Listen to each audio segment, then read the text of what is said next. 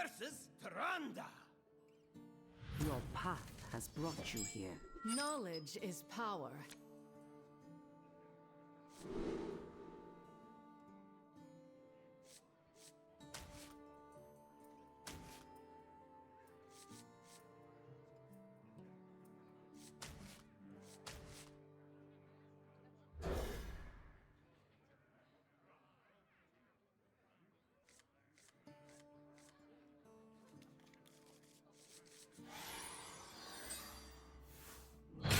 想要健康好体态，靠贵格喝的燕麦，不易形成体脂肪。 We do a lot of role play, but I always pick the same role, you know?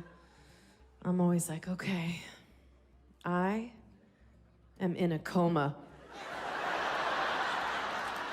So it turns out that Amy Schumer has a new stand-up comedy special on Netflix, and I actually don't even know if it's fair to call the special new, because it turns out it was released back in June. And the only way that I even found out this special existed was when I saw that Amy Schumer was getting some flack and also praise for her thoughts on the Israel-Palestine conflict, and so I decided to go over to her Twitter account, to see exactly what she was posting about, and it's there that I saw, hang on, she actually has a new special out? Yeah, the special is called Emergency Contact, and it was released on June 13th, months ago, and honestly, I have heard absolutely no one talking about it. I mean, was that just me? Did you guys know that she had this special out? And it's kind of funny because I remember a while ago, Amy Schumer was complaining about the pay discrepancy that some female comedians face, especially when compared to big male names like Dave Chappelle and Chris Rock. But think about it, Amy Schumer. Anytime Dave Chappelle drops a special, it essentially breaks the internet. Everybody is talking about it. The clips get millions and millions of views. If I recall correctly, last time you dropped a special, I think the leather special was her last one. The only headlines I remember it generating were the fact that the reviews were so negative, it actually forced Netflix to change its rating system, so people couldn't just one-star the stuff they don't like anymore. Whatever, I guess bad attention is still attention, but now you have this new special, and it's like, it's not even making waves for being bad. It's just there. But whatever, I was curious, I guess because I'm somewhat of a masochist, so I decided to check out this special. Because, a lot has changed for Amy Schumer personally since I at least last saw her on stage. She is now married and she is now a mother, and as someone who is also married and a mom, I was kind of interested. Like, okay, let's see some married/mom type humor, which is hopefully gonna be different from the usual jokes about your sex life that you tend to make, Amy. Well, it was very quickly revealed to me during the special that even though Amy Schumer's relationship status had changed, her humor clearly has not. It's hard to have sex with your spouse, I'll say it. Because that's your family. I can't choose. Oh, I have so much. We just had Thanksgiving together. I'm not gonna suck you're my emergency contact, for Christ's sake.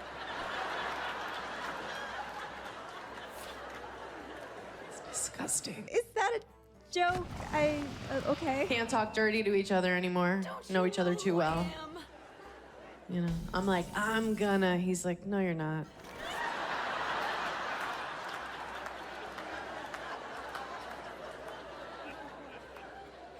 No, I'm not. I want you to come all over. No, you don't. No. No, I don't.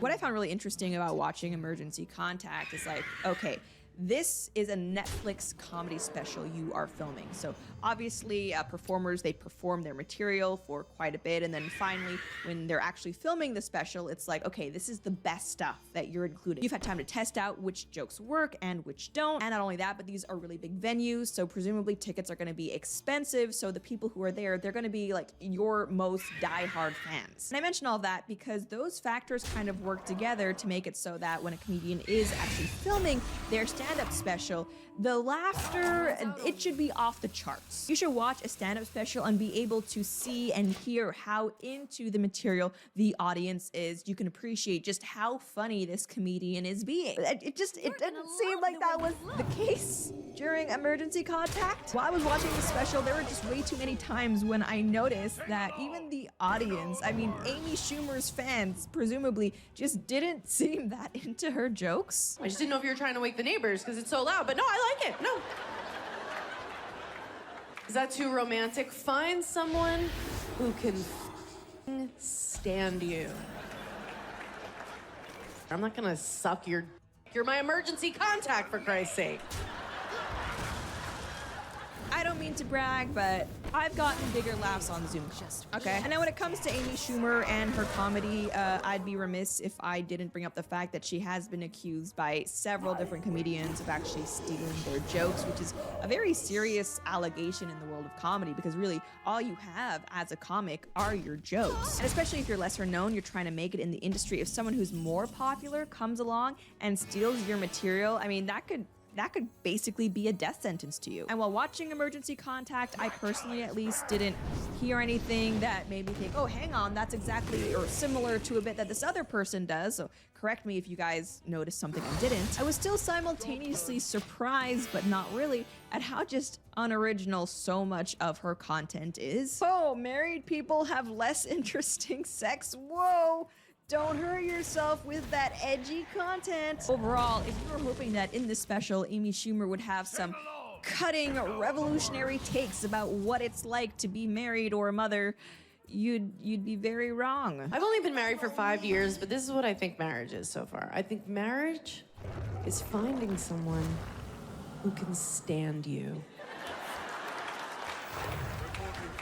Is that too romantic? Find someone who can stand you. What? You're saying that married couples can sometimes annoy each other? No way, that's hilarious. Sweetie, hang on, did you see this Amy Schumer clip? Like, you know how we're married, but sometimes it's like, we can, there's some tension. She totally gets it. Especially during the pandemic when we were all just home, just staring at each other, just judging, waiting to criticize each other.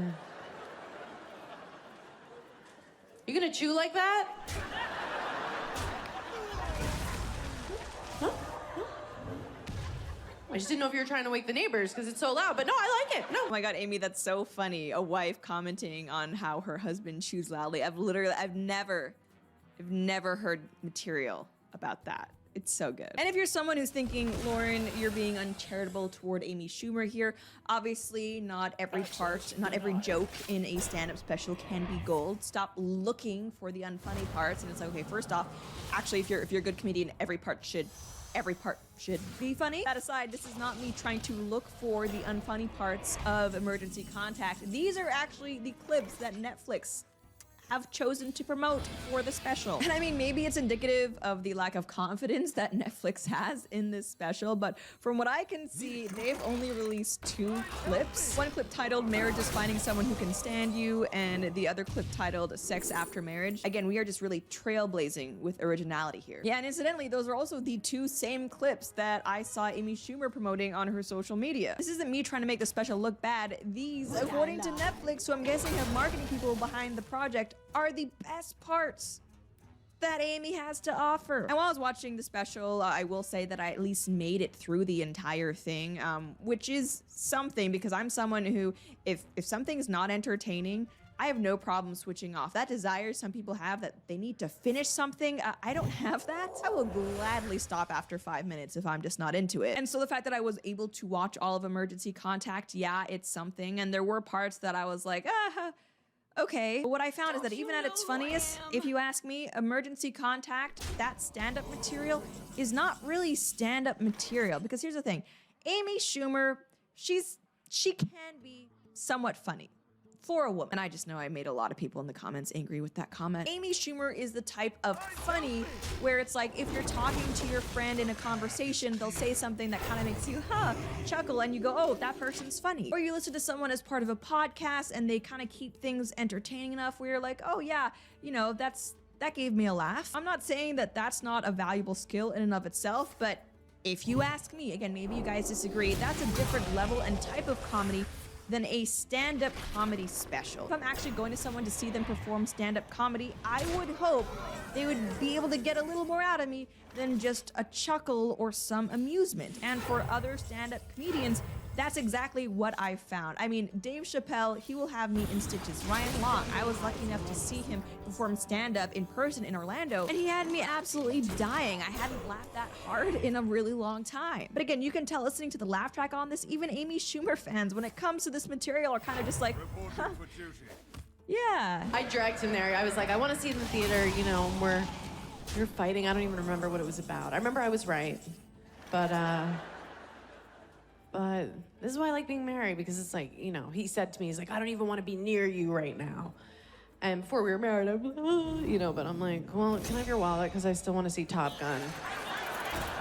You know what, after I watched Emergency Contact for myself, and again, with the context that I hadn't really seen anyone talking about it, I did go to see what other people had to say about it. Because of course, humor is super subjective, and there is always the possibility that, yeah, maybe there are a lot of people out there who think Amy Schumer just killed it, but I'm simply an outlier, as are the people who were in her audience. And honestly, I wasn't really surprised by what I saw. Right now on Google, only 35% of people reported liking the special. At IMDb, at the time that I'm filming this, the special does have a, I mean, not terrible 5.7 out of 10, which honestly is not the worst score, right? That is solidly average. But that brings us to Rotten Tomatoes. Now, on the tomato meter, the special has, unsurprisingly, a 100%, which isn't surprising, I suppose, because, you know, Amy Schumer is a woman, so that's impressive right there. Definitely worth, at the very least, a positive review in any case. Yeah, even then, this special only has 6 reviews?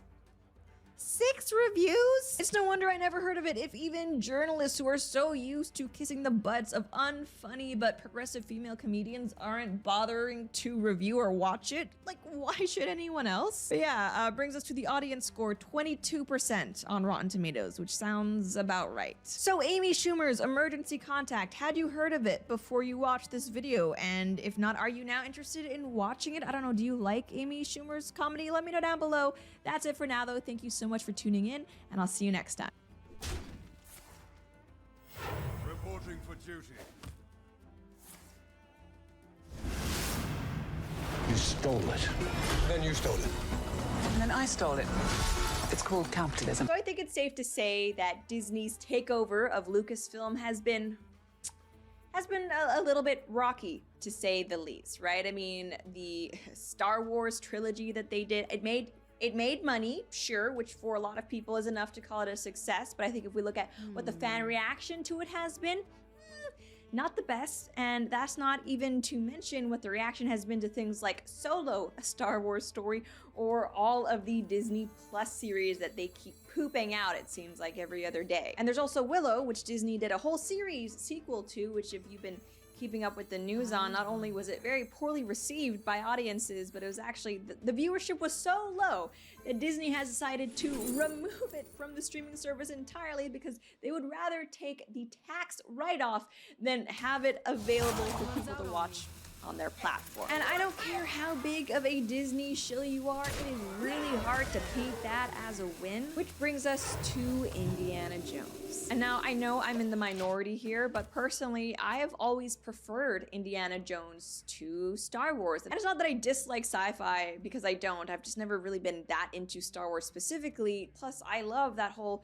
archaeologist adventure vibe that Indiana Jones has, and actually was part of pioneering. I mean, heck, in that regard, Harrison Ford walked so that Nicolas Cage could run. But here's the thing, as much as I love Indiana Jones and might otherwise be excited for a 5th film in the franchise, even though I try to pretend that 4th film does not exist, because that was really weird. Do you guys remember how weird that was? It had Shia LaBeouf and aliens, and it's like, what was happening? Based on the quality of film that Disney has been giving us lately, especially with Lucasfilm's involvement, I was not optimistic. And really, my skepticisms were all but confirmed once I found out that Phoebe Waller-Bridge would be involved in this film. Not just involved in this film, but actually co-starring along Harrison Ford as his goddaughter. And I'll tell you right off the bat, I won't bury the lead here. Even though I didn't hate this film, having seen it, I actually thought it was kind of fun. Phoebe Waller-Bridge as Helena Shaw is absolutely the worst part of this movie, and if she is the face of the franchise going forward, I'm out. I won't do it. We're gonna get into exactly why I feel that way, but first I do want to say a big thank you to today's sponsor, for Patriots. Unfortunately, America's crumbling power grid is more vulnerable now than ever. You see, neglected state power grids have become stressed and unreliable over the years. We've seen this in California and we've seen this in Texas. This has led to rolling blackouts that can last from hours to heck even days on end in some cases. And if you've been in a power outage before, you understand that your life essentially freezes when you're left with electricity. Honestly, there's very little you can do without power, and with woke Green New Deal like power policies coming into effect around the nation, sadly, especially as we've seen in California, it's only going to get worse. And that is why having your own backup power source is so important. With the new Patriot Power Generator, you get a solar generator that doesn't install into your house because it's portable. You can take it with you anywhere, and yes, you can still use it inside. It's also powerful enough to power your phones, your computers, and even your fridge, which is amazing because if blackouts last long enough and you have stuff in your fridge, you could be losing hundreds of dollars when your food spoils. Right now, you can go to 4patriots.com and use the code Lauren10 to get 10% off your first purchase on anything in the store. You'll also get their famous guarantee for an entire year after your order, plus free shipping on any orders over $97, and a portion of every sale is donated to charities that support veterans and their families. Just go to 4patriots.com and use code Lauren10 to get 10% off. Again, that is 4patriots.com with code Lauren10 to get your discount today. The link will be down below in the description. Now let's get back into it, and to fully understand why exactly Phoebe Waller-Bridge is just so obnoxious in this film, it's actually important to talk about what happens with the plot. So with that said, spoiler warning, if you haven't seen this film yet and you don't want to know specifics of what happens, then I would say pause this video and come back to it later. So this film actually starts with a flashback to World War II featuring a de-aged Harrison Ford. Side note, I know that technology is very, very expensive, but for some reason studios seem very committed to it. I mean, especially Netflix. But Disney does it for a good while here. There's like a substantial amount of footage featuring a de-aged Harrison Ford. And there are moments in the film where it's like, if you were to take a screen grab, this still might look convincing as like, oh yeah, this is just a young Harrison Ford, but actually watching it in motion, I have to say, I don't think the technology is necessarily there yet where it doesn't reach uncanny valley levels. It's very strange. There are moments where his face almost looks like it's moving in microscopic